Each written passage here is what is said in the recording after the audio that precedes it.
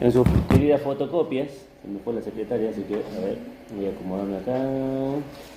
Que es este tema que por ahí en muchas iglesias ha sido mal interpretado, mal usado, no ha tenido el impacto que tiene que tener justamente el estudio de la disciplina y la restauración de las personas, ¿no?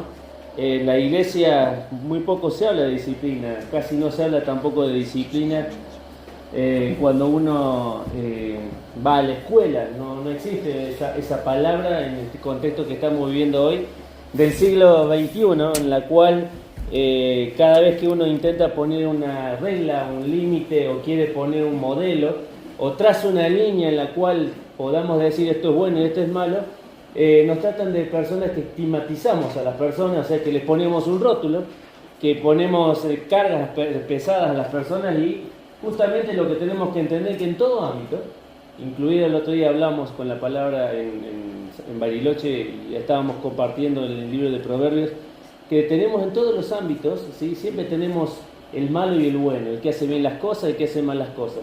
Uno se pone a pensar en el lugar donde trabaja y tiene compañeros que son responsables y otros compañeros que son irresponsables. Uno piensa en la escuela y se encuentra con personas que son responsables y otras que son irresponsables.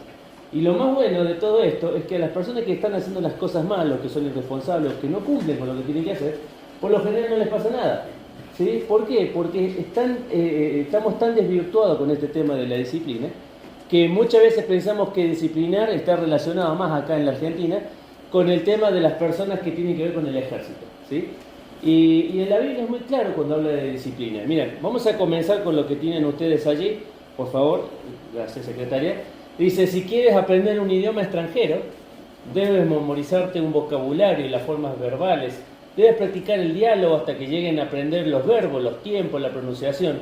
Si quieres ser un campeón de la natación, no solo debes entrenar, también necesitas recibir corrección de tu entrenador para que tu brazada sea más eficiente. Por todas estas cosas y más, es obvio que necesitamos disciplina. La disciplina es a la vez positiva, práctica y de aprendizaje. Dice ahí a continuación, la disciplina funciona de la misma manera en la iglesia, con el fin de llegar a la, ahí ustedes tienen para completar, madurez en Cristo. Y esto dice que necesitamos enseñanza y aliento, y también necesitamos corrección, necesitamos gente que nos anime, que necesitamos que la gente nos dé vuelta cuando estamos yendo en la dirección equivocada. La disciplina de la iglesia abarca todo esto, alentar, corregir, enseñar y confrontar, ¿sí? Esto es lo que entendemos como disciplina. ¿Le hace falta lapicera? Tengo una novia. No más, cortito. Cortito. Dice ahí, la disciplina eclesial bíblica es simple. Es la simple obediencia a Dios y a una confesión de que necesita ayuda. ¿Puedes imaginarte, dice, un mundo en el que Dios nunca usara a nuestros semejantes para corregirnos? Donde los padres nunca no disciplinaran a sus hijos, donde el Estado nunca sancionara a los infractores de la ley y las iglesias nunca reprendieran a sus miembros cuando andan en pecados graves. ¿Te puedes imaginar eso? ¿Te imaginas en tu casa que tus hijos hagan lo que quieran? ¿Sí? Que te manchen la pared, por decir una cosa, te tiren las cosas en la habitación, en la cocina, no limpien y acomodan sus habitaciones, te faltan el respeto y viene alguien de tu casa y le dice de todo menos lindo, de arriba abajo. ¿Usted se imagina una situación así? ¿Se imagina en una empresa donde cada uno entra a la hora que se le canta? Porque hoy no quiere ir temprano, hoy quiere ir más a las 10, quiere entrar, voy a entrar a las 10. El otro dice, no, ¿sabes jefe? Hoy me quiero tomar el día porque está soleado, entonces me voy a la playa, voy a manejarme hoy, quiero hacer otra cosa. ¿Se imagina si el mundo fuera así? Lo que sería el mundo, lo que sería si la iglesia no fuera disciplinada. Si la iglesia no tuviera este concepto en la vida particular de cada uno de nosotros que tiene que ver con el orden de nuestras vidas. Dice, acá hay 5 razones, dice, de practicar disciplina en la iglesia.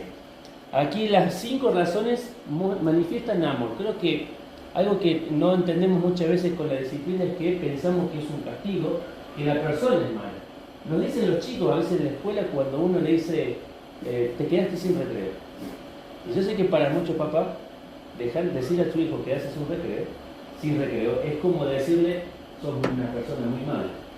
El mismo chico tiene el concepto en la cabeza, ¿sí? Y te lo dice, Dice, este es mi derecho, ¿sí? No me podés quitar el recreo. Así te responden los chicos hoy en la escuela. Este es mi derecho, no me podés quitar el recreo. Entonces yo aprendí a perfeccionar mi respuesta y le digo, es un derecho cuando vos trabajás en el aula. Si vos no trabajás en el aula, no puedes descansar en el aula y descansar en el recreo. Entonces de ahí me tomé muchas veces para poder darle a las personas cuando están equivocadas, enseñarle esto, que también es una manifestación de amor. Algo que constantemente cuando nos acercamos a nuestros hijos le decimos. La disciplina es una manifestación de amor, que papá y mamá te corrijamos, es una manifestación de amor. La Biblia, cuando el Señor nos corrige a nosotros, es una manifestación de amor. Y la iglesia, cuando corrige a una persona que está fuera de su objetivo, fuera en pecados graves, también es una manifestación de amor. Y lo hace por 5 razones. La primera, por el bien del individuo disciplinado. ¿Sí? Siempre se busca el bienestar de la vida que está disciplinada para que se vuelva a encaminar. Gracias, no había visto. La segunda, otros cristianos toman dimensión del peligro del pecado. ¿Sí? Salud. Vieron que muchas veces al no decir nada, bueno, si el otro lo hace, ¿qué dice la mayoría? Yo también lo hago. Y esto también a veces nos pasa en el aula. A veces le decimos a un chico, no comas chicle en el aula, ¿sí? Y de repente se te pasó uno que está comiendo el chicle. Entonces cuando le decís, no comas chicle en el aula, y te dice, no, pero si fulanito lo está comiendo también. ¿Se entiende? O sea, como no hay una ley pareja para todos, entonces cada uno puede optar por su propia ley. Bueno, esto también, cuando una de personas es disciplinada, la gente toma dimensión del peligro que pasa. Tercera, la salud de la iglesia en su conjunto, por eso se disciplina, ¿sí? Así como muchas veces una pequeña, la Biblia se pone que habla de la levadura como algo malo, como algo nocivo, y dice que un poquito de levadura, ¿qué hace? Leuda toda la masa. Cuando nosotros dejamos pecados graves que pasen dentro del seno de la iglesia, no solamente está infectándose la persona que lo está cometiendo, sino que también impacta en la vida de todas las otras personas. Por eso hablábamos el otro día, que tenemos que tener conciencia que mi vida impacta en la vida de las otras personas, para bien o para mal. 4. El testimonio corporativo de la iglesia. Y por tanto, por aquellos que no son cristianos en la comunidad. ¿Sí? El testimonio que tiene la iglesia. Sí, esto hablamos y hay un ejemplo claro que cada uno de ustedes seguro que se recuerda, o tal vez no, que es el de 1 Corintios, cuando habla sobre el caso de inmoralidad. Y Pablo le dice, aún y entre los gentiles se menciona, que habla de un tema de incesto. Dice, ¿cómo puede ser que dentro del seno de la iglesia se permita el incesto? Dice, ni aún la gente que no cree en Dios, dice, para ellos es tan malo, y ustedes que están en un ambiente de iglesia, que se supone que conocemos la ley de Dios y conocemos palabra de Dios, no la vivimos. Y la quinta de todas, ¿sí? La gloria de Dios. Cada vez que nosotros permitimos que algo pase en nuestro seno de iglesia y no corregimos, también juega el nombre de Dios. La gente que nos mira alrededor habla muchas veces de la iglesia. Si nos ven a nosotros haciendo las cosas como las hacemos de la manera que hacemos, lo primero que quizás haga la iglesia de tal persona, están lastimosamente por culpa nuestra hablando mal, no de la iglesia solamente, sino de Dios. Se supone que representamos a Dios. Aplicar la disciplina con responsabilidad. La disciplina eclesial dice se puede aplicar mal. Entonces, eso es sabido.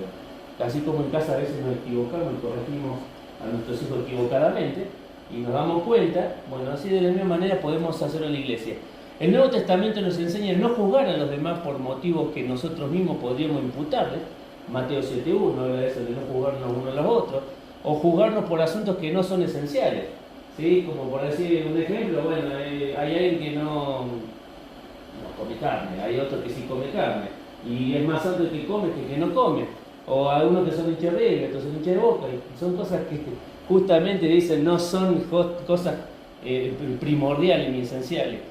Romanos 14.15 dice eso. Cada iglesia tiene, dice, la responsabilidad de juzgar la vida y la enseñanza de sus líderes y miembros especialmente cuando pongan en riesgo el testimonio de la iglesia en cuanto al Evangelio. Y esto está hablando justamente de todo. No solamente a veces el pecado puede estar dentro de la ley del Señor, sino a veces el pecado puede estar en el liderazgo de la iglesia. ¿Sí? El otro día, y lo comparto, un motivo para una mujer que se llama Angie, ¿sí? Que me contactó por teléfono el otro día y estaba muy deprimida, no es la primera vez que me contacta, la segunda vez me contacta y lo hace a través de Jessie. Jessie la conoce y Jessie la contacta conmigo para que hable, y la otra vez estaba muy deprimida, bueno, estuvimos hablando del Señor, pero la última vez que me contacta Ya me empezó a contar qué es lo que le pasaba, por qué estaba deprimido. Y tuvo un caso muy particular en una iglesia de acá, no, o sea, no me he entrado en especificaciones, pero tuvo un caso que realmente le llevó a estar afuera. Y por lo que entendí, es una actividad de abuso por respecto de uno de los líderes de la iglesia con respecto a eso. Entonces vuelvo a decir, el pecado no siempre está en la gente común de la iglesia, también puede estar en el liderazgo de la iglesia. Ya vamos a ver también que los pastores ancianos también se los puede disciplinar, pero hay una manera de hacerlo para que no caigan en descrédito y sea por cualquier cosa. ¿Qué es exactamente la disciplina en la iglesia? En un sentido amplio, disciplinar es enseñar. En un sentido más estricto, la disciplina es corregir.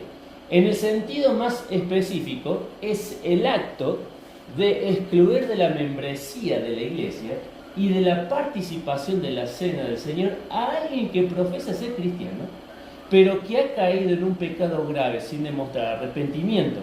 Un pecado que no está dispuesto a abandonar. ¿Sí? Se ha descubierto el pecado de la persona quedó expuesta, un pecado grave, vamos a ponerlo bien grave, dejar embarazada a una mujer, a una persona, a otra chica, que puede ser una novia o lo que sea, es un caso grave, pero la persona lo mantiene oculto y para ello fue algo normal porque en el mundo en que nos vivimos, y esto lo hablábamos el otro día, la libertad sexual es de todo el mundo. No sé si ustedes escucharon, que yo lo comentaba el otro día, que en Argentina justamente los casos de enfermedades sexuales se dispararon como la ola del COVID cuando recién comenzó. Y se considera que cada persona en la Argentina, está comprobado estadísticamente, tiene 10 parejas sexuales en la semana. En la semana. Entonces imagínense, en ese mundo estamos inmersos nosotros, en esa sociedad estamos inmersos nosotros, y la iglesia tiene que estar en ese lugar para ser sal y luz y marcar la diferencia en cuanto a las costumbres, en cuanto a la moralidad y en cuanto a la norma de vida. Dice a continuación en la fotocopia, motivos bíblicos para disciplinar. La primera de todas, por favor, Hanna, inmoralidad. ¿Sí? Ahí tenemos el libro de Primera de Corintios 5, del 1 al 13, que habla justamente del pecado que hablábamos recién, que era el incesto. La inmoralidad puede ser un incesto, ¿sí? ¿Todos conocen lo que es un incesto? No un insecto, un incesto. Un incesto es la relación que puede tener la familia entre ellos, como por ejemplo en el caso de la Biblia, que uno tenía la esposa del papá como mujer, ¿entiendes? O puede ser al revés, que puede ser con la hija, tener relaciones.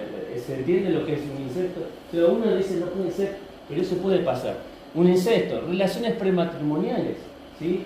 Y esto, como hablamos, la presión que tiene hoy la juventud, los chicos jóvenes, ¿sí? La presión de hagamos, si total no pasa nada, y si mientras que nos quede embarazada y nos cuidamos, pero estamos hablando de relaciones que están fuera de lo normal, del ámbito que Dios está estableciendo, que es en el matrimonio.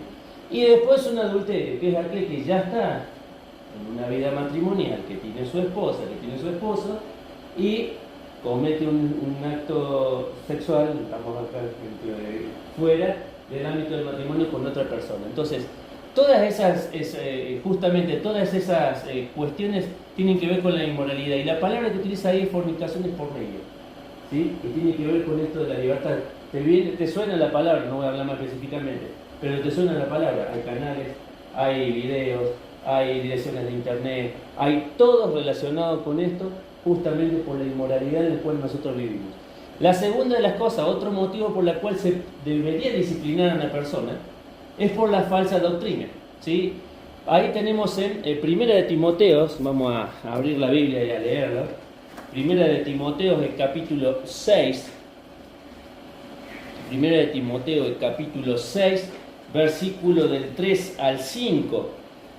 Primera de Timoteo, capítulo 6, versículo del 3 al 5. Dice, si alguno enseña otra cosa y no se conforma a la sana palabra de nuestro Señor Jesucristo y a la doctrina que es conforme a la piedad, está envanecido, nada sabe y delira acerca de cuestiones y contienda de palabras, de las cuales nacen envidia, pleito, blasfemia, mala sospecha, disputa necia de hombres corruptos de entendimiento y privados de la verdad, que toman a la piedad como fuente de ganancia.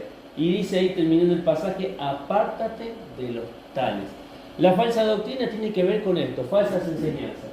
Ir en contra de lo que la palabra de Dios dice, de una manera abierta o de una manera encubierta. ¿Sí? Porque no solamente la falsa enseñanza se puede dar desde la persona que está parada en el púlpito enseñando, sino también puede ser aquella persona que va casa por casa visitando, diciendo, ¿escuchaste lo que dijo el domingo el pastor? ¿Escuchaste la persona que habló el domingo? Vos sabés que no es tan así como dice la Biblia, y comienza a generar la duda en la persona que está escuchando, en el miembro de la iglesia, y comienza a generar, ¿no te parece que si nos juntamos 2 o 3 podemos lograr, no sé, que hablar con el pastor? Y ya empieza a formar un complot solapadamente para qué, para poder meter una falsa enseñanza. También habla sobre diferentes enseñanzas diferentes y también enfermizas. De ahí justamente cuando dice acá en el pasaje del capítulo 6, versículo 13, alguno enseña otra cosa, dice, y no se conforman las sanas palabras. Justamente la palabra sana tiene que ver con la sanidad, con aquello que practicaba el doctor cuando se acercaba al enfermo y aplicaba la medicina que necesitaba para que el cuerpo se sanara. La palabra de Dios tiende a la sanidad del alma, de la vida, del corazón. Eso tiende la palabra del Señor. Una falsa enseñanza no va a tender a sanar, sino va a tender a ¿qué? A empeorar y enfermar la situación. Por eso dice, una persona puede ser disciplinada, primero por inmoralidad, ¿sí? Segundo, por una falsa doctrina. Tercera de las cosas, ahí mi secretaria, por favor. Tercera de las cosas, andar desordenadamente. Y decía, ¿cómo andar desordenadamente? Porque más de una vez estamos andando medio desordenados. ¿Sí? ¿Qué es lo que es ordenadamente? Bueno, vamos al pasaje ahí, 2 de Tesalonicenses, que estamos ahí nomás, 2 de Tesalonicenses capítulo 3. Y vamos a ver lo que justamente el escritor nos quiere decir con respecto a este pasaje. Capítulo 3, versículo 6 y versículo 14, 2 de Tesalonicenses. Dice, versículo 6, pero os ordenamos, hermanos, en el nombre de nuestro Señor Jesucristo, que os apartéis de todo hermano que ande desordenadamente, no según la enseñanza que recibiste de nosotros. Versículo, ahí dice a continuación, 14. Si alguno no obedece lo que decimos por medio de esta carta, a este señalarlo, por medio de esta carta, a este señalarlo, y no juntéis con él para que se avergüence. Pero dice el versículo 15, parece una medida extrema en el versículo 14, pero el 15 pone justamente la medida. Mas no lo tengáis por enemigo, sino amonestarlo como hermano. Y ahí justamente el contexto nos hace pensar en la persona que no trabaja. Pero el hecho de que la persona no trabaje, no sea responsable de su trabajo, de proveerse, está en su casa, o de proveerse para sí mismo, porque necesita, el hecho de que no esté proveyendo ni no trabaje, hay un aspecto en la vida de él, en todo aspecto que está desordenado. Por eso dice ahí en el versículo 6 que leímos, que apartéis de todo hermano que ande. ¿Sabés que la palabra andar o ande, que yo lo puse ahí, es peripateo, significa moverse en toda dirección? Cuando el Señor llega a nuestras vidas, el Señor ordena nuestras vidas. Yo puedo venir del alcohol, puedo venir de la prostitución, puedo venir de, no sé, de haber dado mi vida a las drogas, puedo venir del lugar más bajo que se nos pueda ocurrir del mundo. Pero cuando venimos a Cristo, Cristo comienza a reinar y comienza a poner prioridades. Y se pone a limpiar nuestra mente a través de su palabra y la obra del Espíritu. Y nos empieza a poner prioridades. Primero el Señor, después todas las otras cosas que vendrán, la familia, el trabajo, todo lo que viene después. Pero primero el Señor nos pone orden, organiza nuestra vida. Y el andar desordenadamente no solamente es un aspecto del trabajo, puede ser en mi vida.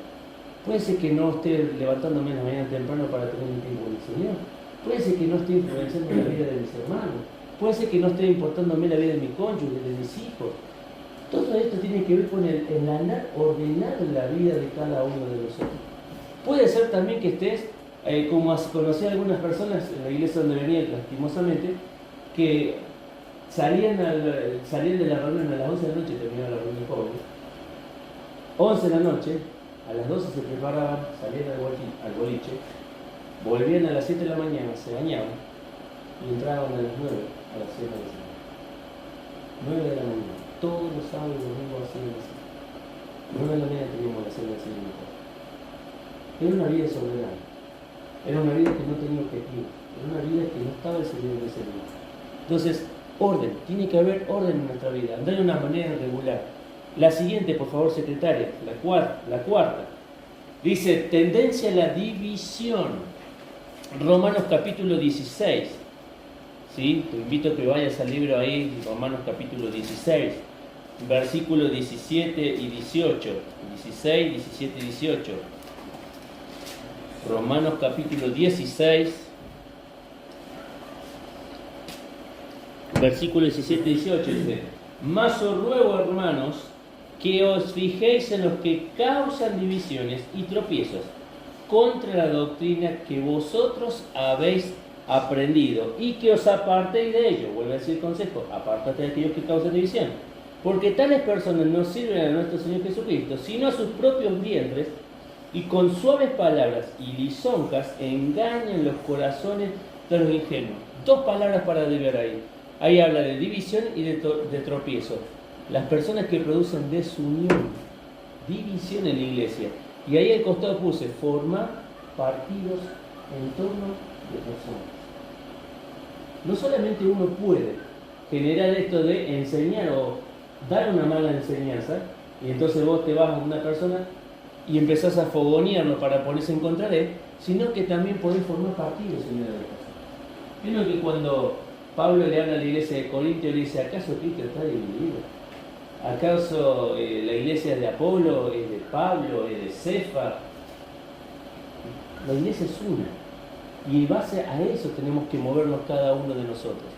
Y la siguiente de las acciones, por la cual también una persona puede ser disciplinada, es tener una actitud sin arrepentimiento. Se rehúsa, dice ahí, a reconocer el pecado y pedir perdón. ¿Se acuerdan de Mateo 18? En Mateo 18 hablaba del principio de: primero tengo que ir a hablar con la persona sola. No lo puedo solucionar, hablo con la persona que me puede ayudar. 2 o 3 testigos que sean espirituales, que me ayuden a solucionar problemas. No puedo con ellos, recién voy a la iglesia, le comento a la iglesia. La iglesia trabaja para poder restaurar a ese hermano y decir: mirá, tenés que reconocer tu pecado, si estás en un momento crítico en tu familia, podés perder esto, aquello, todo. Y la persona sigue sin escuchar. Y termina diciendo el pasaje: tenle por gentil y por publicano. Justamente allí dice: si te oyere. Y ahí dice la palabra que utiliza en Mateo 18 es paracobo, que significa oír mal, o en su defecto, desobedecer. Entonces se le habla a la persona. ¿Cuántas veces se le habla a la persona? 3, hasta la última consecuencia. La primera, solo. La segunda, con testigo. La tercera, con la iglesia. Cuarto, ya no hay más que hablar. ¿Entiendes? Hay una forma de hacer las cosas. 4 veces. Eso no significa que, como hacíamos en la secundaria, ¿cuántas faltas puedo tener? 25. Listo, tomo 24. No es ese el objetivo. ¿Sí? Si justamente están puestas la falta para que no me pase, pero que haya un límite, no significa que lo tengo que llevar siempre hasta el extremo. Bien, seguimos con nuestro estudio. Penalidades disciplinarias. ¿Sí? Acá hay varios pasajes, te invito a que los vean cuando estén en casa, tranquilo, que lo puedan hacer. La primera penalidad: amonestación privada. ¿Sí? Ahí es el trabajo de los pastores, acercarse a las personas, hablar de una manera privada. Después, censura pública. Tercero, aislamiento social. Cuarto, excomunión. Si miraron al pasaje que vimos de Mateo 18. ¿Cuáles son los objetivos en la disciplina? ¿Qué se busca? Primero, obediencia a la palabra de Dios.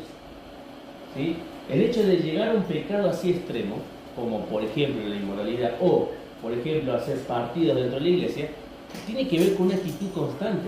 No es que ese día de la mañana dice: hoy voy a meter la pata bien al fondo. No.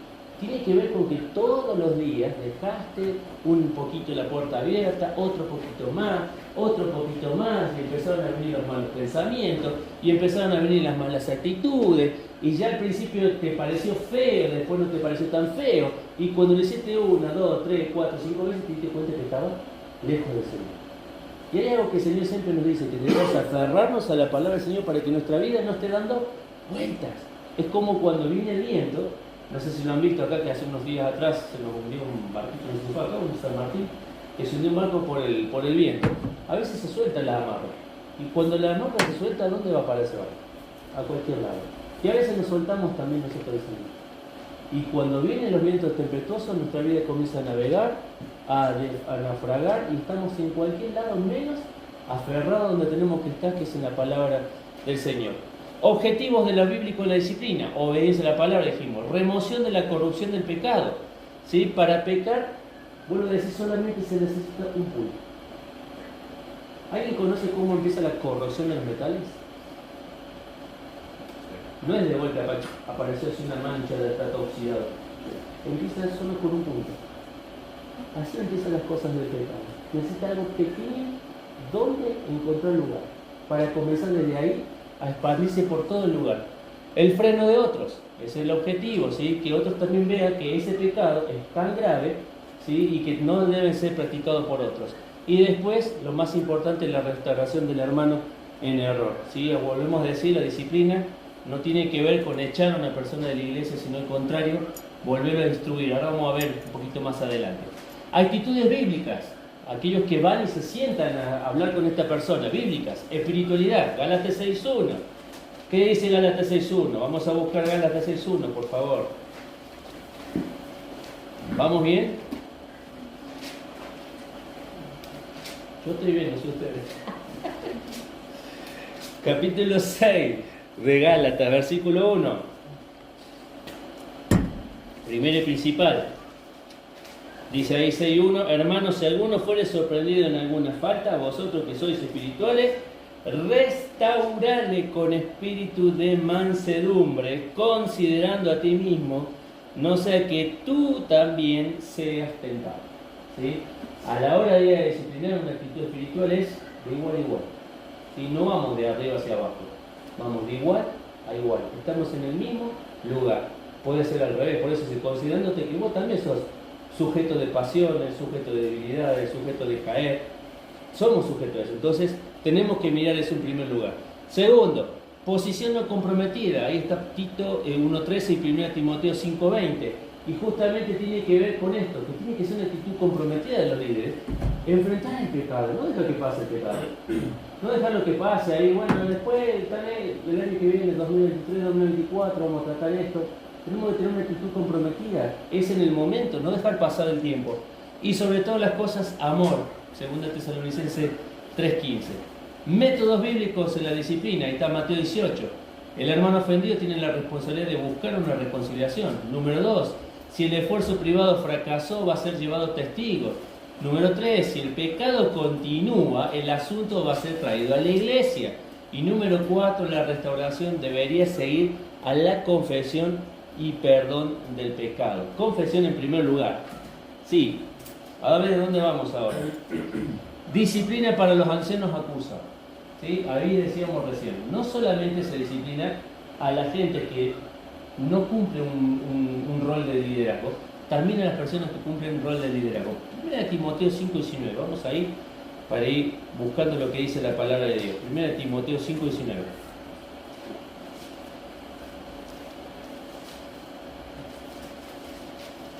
Primera Timoteo 5.19 dice ahí: contra un anciano, 1 Timoteo 5.19, contra un anciano no admite acusación sino con 2 o 3 testigos. ¿Sí? Vuelvo a decir, contra un anciano no admite acusación sino con 2 o 3 testigos. Justamente la palabra anciano ahí es la que se utiliza para la persona que es miembro del concilio. No está hablando de una persona mayor de edad. No está hablando de ese tipo de persona. Está hablando de una persona que tiene una posición de liderazgo. Se usaba esa palabra también para las personas que eran miembros del concilio, o sea, que tenían una autoridad. ¿Por qué lo dice? Por cuanto los ancianos ocupan un puesto de responsabilidad en la iglesia, se convierten en blanco especial del ataque de Satanás. Satanás sabe que si le da la cabeza, cae fuera. ¿No le pasó eso a Goliat? Acá en la cabeza fue la piedra y el cuerpo cayó. Lo mismo pasa acá. Por eso el Espíritu Santo toma paso para guardarlos en contra de falsas acusaciones. Este mismo principio se aplica a todo miembro de la iglesia. No acusar ligeramente al anciano, pero si hay alguna acusación, justamente dice ahí con 2 o 3 testigos. 2 personas, 3 personas que hayan visto lo mismo, que hayan pasado lo mismo. ¿sí? No que a uno se le ocurrió y porque no le gustó el consejo, busca la reflexión y decir, este también, así como me está señalando, yo lo voy a señalar, porque justamente eso es lo que trata de preservar este principio que tenemos acá. Bien, ¿vamos bien con la disciplina? Creo que nos queda, por favor, nos queda una hoja de la restauración. Bien, arrepentimiento y restauración. La primera parte fue el qué, el cómo, el cuándo y dónde. Pero ahora viene la otra parte. ¿Sí? Ya estamos en el proceso de que la persona está disciplinada, la persona está separada de la comunión, la persona está alejada por un tiempo, o sea, alejada en el sentido de no está participando, como decía, de la cena, porque se rehusó a confesar su pecado, a aceptarlo, a confesar y decir, me equivoqué. Porque muchas veces la persona puede decir, sí, yo confieso, pero está. La otra vez hablaba con una persona, vieron que siempre decimos y aconsejamos que el hombre tiene que aconsejar y discipular al hombre y la mujer tiene que aconsejar y discipular a una mujer. ¿No es así? El principio que dice la Biblia. Por eso cantamos los nenes con los nenes y las nenas con las nenas. ¿Sí? Es lo más sano que hay y es un principio que debemos respetar. Es una sanidad para nosotros. Y cuenta esta persona que, una persona de la iglesia había caído en adulterio porque fue a aconsejar a una mujer y se le había dicho no vayas, no tenés que ir, si vas, tenés que ir con tu señora. Como la persona no estaba casada, lo mismo insistió en aconsejar hasta que pasó lo que nadie quería que pasara. La persona quedó embarazada, vino un hijo de camino, pasó un mes y se siguió el segundo mes y se acerca a esta persona y le habla al pastor y le dice, che loco, ¿cuándo me van a levantar la disciplina? ¿Cuándo voy a poder participar de la cena? O sea, no había entendido que lo que había hecho previamente no solamente había dañado el seno de la iglesia, había dañado la vida de la otra persona, sino el honor del Señor, la gloria del Señor. Entonces, una actitud de arrepentimiento es muy necesaria cuando hablamos de restauración. Tiene que haber un cambio en la mente de la persona y ya vamos a ver qué es lo que el Señor va haciendo en la vida de las personas. Con respecto a la persona que recibe la disciplina, el objetivo de la disciplina de la iglesia es ayudar al individuo a arrepentirse del pecado y ser restaurado a la comunión en la iglesia. En el estudio anterior hemos centrado en la que debemos abordar el pecado dentro de la iglesia, incluyendo el excluir a alguien de la iglesia si persisten los pecados graves sin arrepentimiento. En este estudio vamos a considerar el objetivo de esas acciones, es decir, que el individuo se arrepienta y sea restaurado a la iglesia. ¿Puedo pasar? Paso, después te lo muestro en clase. ¿Qué dice ahí? Términos prácticos en la restauración de alguien que es sorprendido en pecado implica confrontar el pecado de la persona, trayéndole su atención, recordándole que está mal, según la Escritura, ¿sí? Siempre según la Escritura. No es a mí me parece que vos estás haciendo mal, no. La Biblia dice, ¿qué dijo el Señor Jesús cada vez que Satanás lo quiso tentar? Escrito está. Entonces, la Biblia es la que debe manejar toda discusión y justamente cómo confrontar el pecado. Recordarle el Evangelio a la persona, la buena noticia de que a través de la muerte sustitutiva de Cristo por nosotros, Dios nos considera totalmente justos delante de Él y perdona todos nuestros pecados a través de la fe en Cristo. Seguimos, dice, recordarle a la persona que a través de lo que Cristo ha hecho por nosotros, ahora tenemos el Espíritu Santo, que mora en nosotros, que nos capacita para vivir vidas que sean agradables a Dios. Es importante recordar esto a la gente para que no pierda la esperanza a causa del pecado, sino que encuentre esperanza en que pueden superarlo con el poder de Dios. Siguiente punto, dice, proporcionar toda la ayuda práctica y el aliento que ayudará a la persona a superar este pecado en el futuro y después ayudar a la persona a trabajar a través de la reconciliación con los demás o restitución por los daños cometidos cuando sea necesario.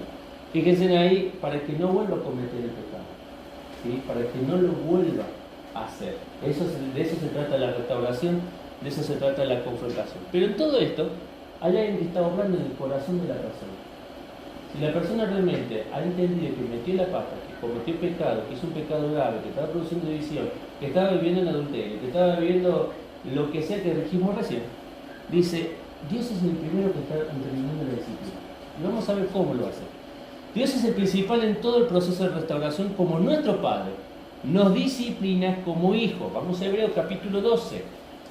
Abriendo nuestras Biblias, Hebreos capítulo 12. Perdónenme, pero no sé ni cuánto tiempo vamos.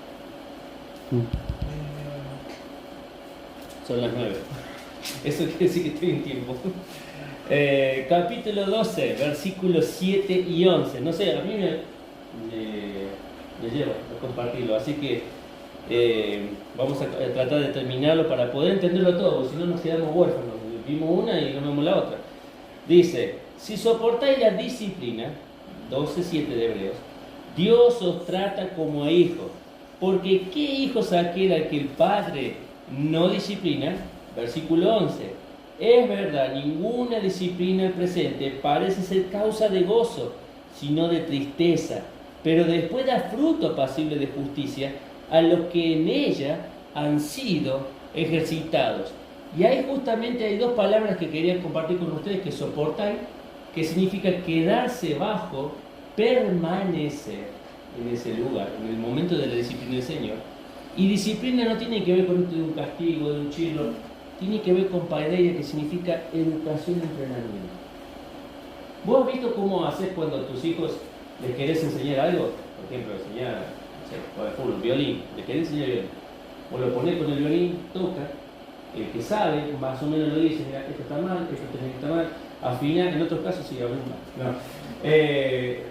Uno le dice, mira, esto está mal, lo puede hacer de nuevo. Ese entrenamiento que vos le estás diciendo, hacerlo de nuevo, probar esta manera, escuchar la nota, fijarte si está afinado, esperar los tiempos, el arco así, el arco menos acá, pasarlo más lento, porque suele tomar. Todas esas cosas tienen que ver con el entrenamiento para que la persona adquiera ¿qué? La capacidad de hacerlo. Entonces, cuando muchas veces estamos hablando de disciplina, estamos hablando de que hay que pasar tiempo con esa persona, hablarle el corazón, mostrarle lo que la palabra dice, volver a restaurar la relación con el Señor, volver a restaurar la relación con la persona de la iglesia, volver a restaurar su comunión. Y dice que acá hay unas cositas, ¿no? La primera de todas, lo primero que está haciendo el Dios, produce tristeza. Ahí dice en el versículo 11, es verdad que que ninguna disciplina del presente parece ser una causa de gozo, sino de tristeza. La palabra tristeza ahí es lupe, que significa dolor. Ahora, hay una tristeza que produce el mundo y hay una tristeza que produce el Señor. Vamos al segundo pasaje. Segunda de Corintios, capítulo 7. Segunda de Corintios, capítulo 7. Dice ahí versículo 9 y 10. Segunda de Corintios 7, 9 y 10. Así. Segunda de Corintios 7, 9 y 10 dice, ahora me gozo, no porque hayáis sido contristados, sino porque fuiste contristados para arrepentimiento. Subrayé esta frase, porque habéis sido contristados según Dios, para que ninguna pérdida padeciese de nuestra parte. Versículo 10. Porque la tristeza que según Dios produce ¿qué cosa? ¿Qué dice el pasaje? No, produce arrepentimiento. Tenía una versión apócrifa. Produce arrepentimiento. Es el Señor que está trabajando en la vida. Por eso la primera cosa que el Señor produce es tristeza. Metiste la pata, hicimos mal las cosas. No podemos andar con gozo. No podemos andar como la vida si no hubiera pasado nada. Hay algo que pasa en nuestro corazón, hay algo que se quiebra adentro, y hay algo que clama en nosotros, que es el Espíritu Santo. Entonces, lo que primero está produciendo acá es tristeza. Segundo, esa tristeza me lleva al arrepentimiento. Y justamente dice, contristado tiene la misma raíz que triste, lupeo, que significa estar triste, contristar, afligir. Y arrepentimiento es metanoneo, significa pensar diferente. El Señor trabaja con el corazón de las personas. En eso, para aquellos que somos líderes y para aquellos que no son líderes, nos tenemos que dar cuenta cuando el Señor está trabajando en el corazón de la persona. No podemos tomarlo a la ligera. Ese Señor es el que lo vuelve a traer. Ese Señor que lo fue a buscar a Pedro, cuando Pedro metió la pata y sabía que había metido la pata. Él lo fue a buscar y lo confrontó a Pedro para decirle las 3 veces si realmente lo amaba. Es el Señor el que produce el verdadero arrepentimiento. Pero ese arrepentimiento también nos va a llevar, como decía Hebreos 12:11, a fruto de justicia. Y la palabra fruto ahí es karpos, que significa resultar en beneficio. ¿Saben qué? Muchas veces no queremos ser disciplinados, muchas veces no queremos pasar por la disciplina, pero nos olvidamos que es un beneficio para nuestra vida. Es un beneficio para nuestra vida. El hecho de que seamos disciplinados por el Señor y que la iglesia ejercite la disciplina es un beneficio para nosotros.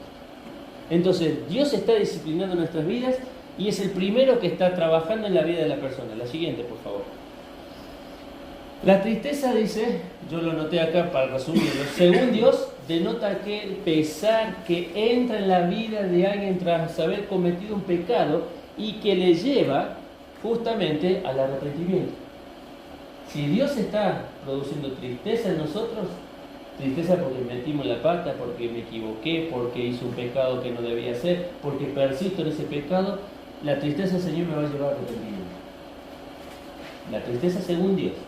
Después dice, se da cuenta de que Dios le está hablando y se pone al lado de Dios contra sí mismo y contra su pecado. Ahora está la otra tristeza, la tristeza del mundo. Y dice, la tristeza del mundo no es un verdadero arrepentimiento, sino un mero remordimiento. Produce amargura, en algunos casos produce dureza del corazón, ¿sí? Desesperanza y al final muerte. Ese ejemplo lo tenemos en Judas. Judas no llegó a arrepentirse. Si bien la palabra que utiliza ahí se arrepintió y devolvió, dice, pero la palabra en original no es justamente metanoia ni metanoia. Solamente tenía una aflicción por haber metido la pata, pero sin ninguna esperanza de cambio.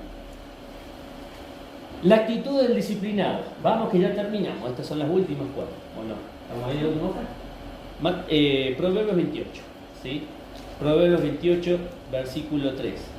Tal vez este es uno de los pasajes que a veces lo recitamos así de rebote en nuestra mente, pero es un pasaje que debemos tener muy presente cada uno de nosotros en nuestra vida particular, pero también en la vida congregacional.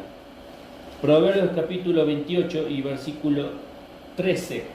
Dice así: el que encubre sus pecados no prosperará, mas el que los confiese se aparta, alcanzará misericordia. ¿Sí? Dice ahí a continuación el 14, que no lo puse: bienaventurado el hombre que siempre teme a Dios, mas el que endurece su corazón caerá en el mal. Primera actitud de la persona que está disciplinada: confesar. La palabra confesar en 1 Juan 1.9 significa homologeo, que significa asentir y reconocer. ¿Sí? Tal vez alguna vez lo escuchaste, la homologación de las cosas, ¿sí? Que tienen que ver con una norma, que si cumple esa norma, justamente está habilitado para que pueda funcionar, vender, hacer todas las cosas que uno necesita. Bueno, de ahí viene esa palabra. Significa decir lo mismo que Dios dice. Si Dios está diciendo, esto lo hice mal, Dios te está diciendo, esto lo hiciste mal, yo tengo que decir, sí, Señor, tenés razón, lo hice mal. Lo quiero reconocer, lo quiero confesar. Segunda de las cosas, lo dice el mismo pasaje, apartarse del pecado. Y eso significa dejarlo, abandonarlo. No es como nos están haciendo ahora con los impuestos, una actitud progresiva. Voy a dejar el pecado de a poquito. De a poquito voy a dejar el pecado porque la mejor manera, si no. Ahí dice, apartarse del pecado es dejarlo, abandonarlo rotundamente. John Owen, un escritor, dice, mata el pecado o el pecado te matará a ti. Romanos 8:8. Mata el pecado o el pecado te matará a ti. ¿Sí? Mi vida progresiva es dejando cosas, santidad práctica, todos los días. Pero con el pecado no puedo decir, bueno, me voy apartando de poquito. Si hoy hacía tal cosa, el 100% de este pecado, mañana voy a hacer 90%, lo voy bajando un poquito. Pasado le voy a hacer un 80%, y así voy bajando el pecado. Si queremos realmente que nuestra vida cambie, tenemos que apartarnos del pecado. Tercero, ¿qué consecuencia va a tener esa persona? Alcanzará misericordia. Ahí la palabra misericordia es preciosa lo que dice Rajam, porque significa mimar, abrazar, agradecer. Mirá, el que más está dispuesto a pegarnos un abrazo es el Padre. Lo vimos en la parábola del hijo pródigo. Cuando el Padre vio a su hijo, ¿qué hizo? Salió corriendo a darle un abrazo. Abrazar significa justamente alcanzar misericordia. El Señor te quiere volver a recibir. Nos quiere volver a recibir en nosotros. Es la manifestación más grande del amor, de decir, sos aceptado. A pesar de lo que hiciste, sos aceptado. Entonces alcanzará misericordia. Y número 4, volver a las prácticas espirituales. ¿Sí? Y ahí hablamos de lo que siempre venimos diciendo, que a veces se nos torna una muletilla, pero que es la vida nuestra. Oración, lectura de palabra, congregarse, reconocer las zonas peligrosas de mi vida. Podemos saber hasta dónde puedo ir y hasta dónde no. Y termino con esta frase. No hay un pasado tan roto que la gracia de Dios no pueda restaurar. Entonces, justamente venimos a hablar de restauración. Al principio el Señor, ¿se acuerdan cuando le envió el Señor Jesús y que recuperó la imagen caída del ser humano a través de Cristo? La Biblia habla de que Israel va a ser restaurada a su condición al original, al principio, un reinado en la tierra y todo lo demás.